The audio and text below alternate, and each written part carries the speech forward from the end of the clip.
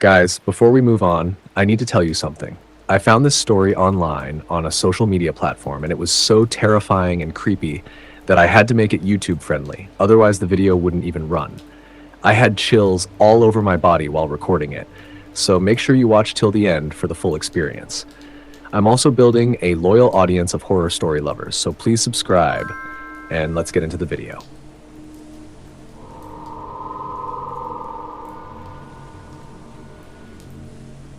I never liked my grandmother's house. Even when I was little, something about it felt wrong. Not in the cartoon haunted house way. It didn't creak louder than normal or have cobwebs in every corner.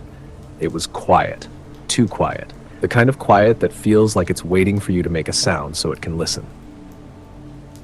When Grandma died, everyone expected me to sell the place.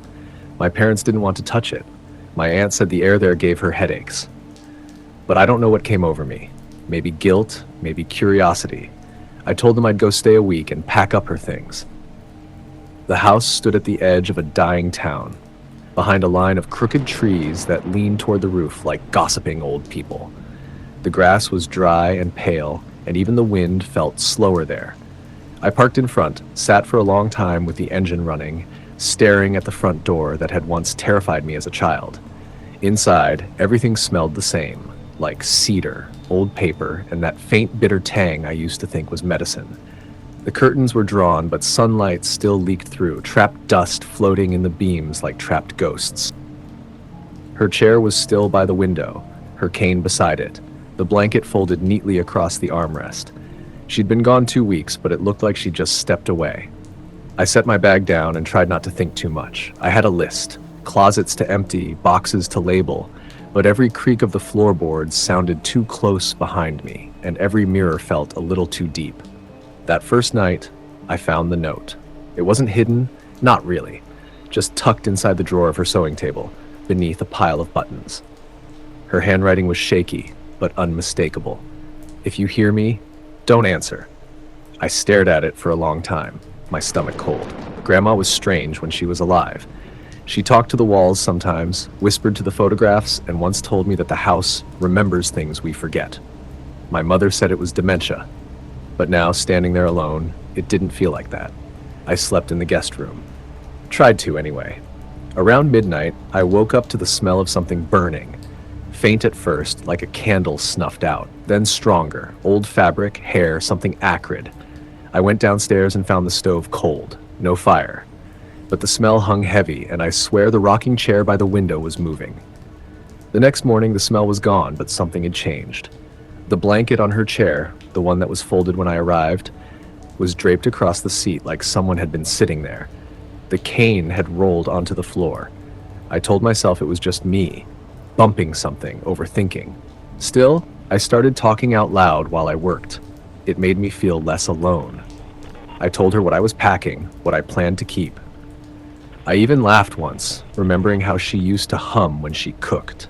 The sound bounced strangely in the air, as if the house didn't know what to do with laughter anymore. That evening, while boxing up books, I found her diary. The pages were brittle and yellowed, but the last few entries were written only weeks before she died. One line stuck with me. The voice sounds like me now.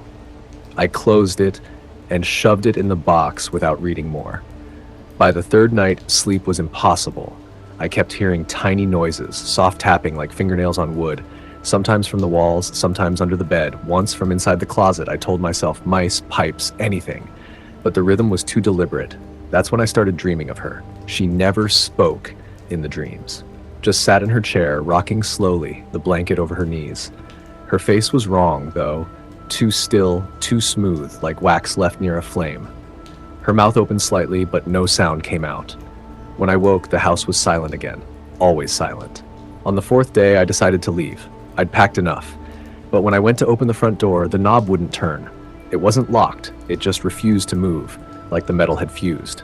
Every window was the same. Sealed. That was when I realized something else. The clocks. Every single clock in the house had stopped at the exact same time, 3:12 a.m.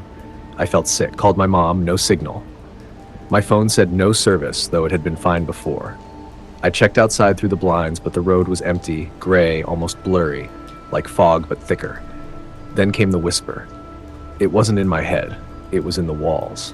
low, breathy, uncertain, like someone trying to speak through water. I froze, listening. It said one word, my name. It sounded like her. I remembered the note, if you hear me, don't answer, but I did. Grandma, the whisper stopped. The air grew heavy, like the whole house was holding its breath. I stood there for what felt like hours.